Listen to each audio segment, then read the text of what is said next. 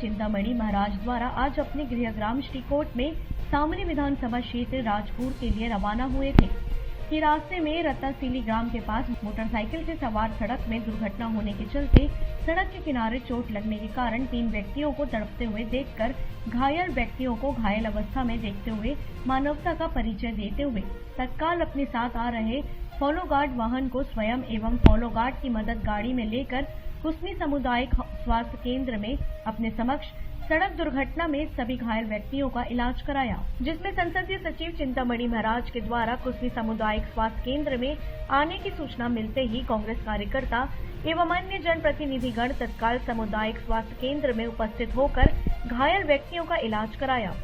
संसदीय सचिव चिंतामणि महाराज द्वारा समाचार के माध्यम से वाहन चालकों को गति सीमा के धीरे वाहन चलाने की सलाह दी है।